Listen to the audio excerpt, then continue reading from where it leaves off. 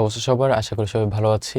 কালকে পরীক্ষাতে আমরা ক আর খ এর জন্য একটা টোটাল সাজেশন ক্লাস, এটা ক্লাস বলতে গেলে ক্লাস না, আসলে এটা হচ্ছে টোটাল সাজেশন পিডিএফ এর ওভারভিউ। তো এই পিডিএফটা আমি রেডি করে অলরেডি আমাদের টেলিগ্রাম গ্রুপে দিয়ে দিছি। তো কি টাইপের কোশ্চেন আসতে পারে আমরা কালকে ওইটা একটু দেখি পিডিএফ এর মধ্যে কি আমি দিছি, যে টাইপের কোশ্চেনগুলো আসলে অ্যাকচুয়ালি আসতে পারে। তার আগে বলি যে কারোর প্রিপারেশন যদি একদমই না থাকে, মানে কেমিস্ট্রি ফার্স্ট পেপারের ক আর খ এর প্রিপারেশন একদম ধরো কিছুই পড়ো নাই, তুমি পিডিএফটা কয়েকবার পড়বা, অথবা তুমি এই কোশ্চেনটা তো উদ্ভাসের টেস্ট পেপার থেকে দাও, অথবা যে কোনো একটা টেস্ট পেপার খুলবা, তুমি দেখবে যে ভাই কী দিছে, এই অনুযায়ী তুমি আগে দাগায় ফেলবা যে এগুলো ভাই দিছে, যেহেতু এগুলো পড়বো।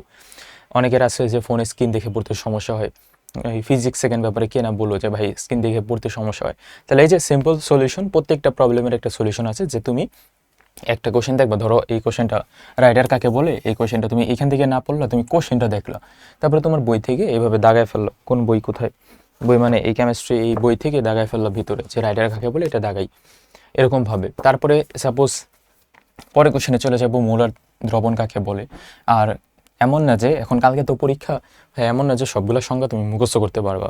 যেমন রাইডার ধ্রুবকের সংজ্ঞা, এটা তোমার মুখস্থ এভাবে হবে না, কি করবা এক দুইবার একটু রিডিং দিয়ে যাবা, যেন পরীক্ষার হলে একটু হলেও চিন্তা পারো যে আসলে কোন সংজ্ঞাটা দিছে ভাই। এইভাবে তুমি পড়ে পড়ে সামনে আগাবা। সাজেশন দিই ভাইয়া, এখন একটা সেকেন্ডের সময় নষ্ট করো না, খালি তুমি নিজের পড়াতে ফোকাস করো, তাহলে সব থেকে ভালো হবে। তারপরে আমি যেটা বলছিলাম যে ক খ কীভাবে মনে রাখবো, মনে রাখার জন্য একটা নির্দিষ্ট তুমি পয়েন্ট মনে রাখবো। নির্দিষ্ট পয়েন্ট বলতে কি পয়েন্ট মনে রাখবো, যেমন হ্যাজার্ড সিম্বল কাকে বলে। তো এই টাইপের সংজ্ঞার মধ্যে বিপজ্জনক রাসায়নিক পদার্থের বা উপাদানের ক্ষেত্রে সংরক্ষণের স্থানে বিশেষ বিপদ সংকেত, এই হ্যাজার্ড সিম্বল মানে বিপদ সংকেত, এইভাবে মনে রাখতে পারো। এটা তো সোজা, আরও কঠিনগুলোও তুমি এভাবে কিছু কি পয়েন্ট দিয়ে মনে রাখতে পারো। তারপর আমি খ নাম্বারগুলোও এক করে দিছি, আর এমন না যে সবগুলো একবার এক করে দিছি, মোটামুটি ইম্পর্টেন্ট টপিকগুলোই যেগুলো আসার সম্ভাবনা সর্বাধিক ওগুলোই ভাইয়া দিচ্ছি এখান থেকে।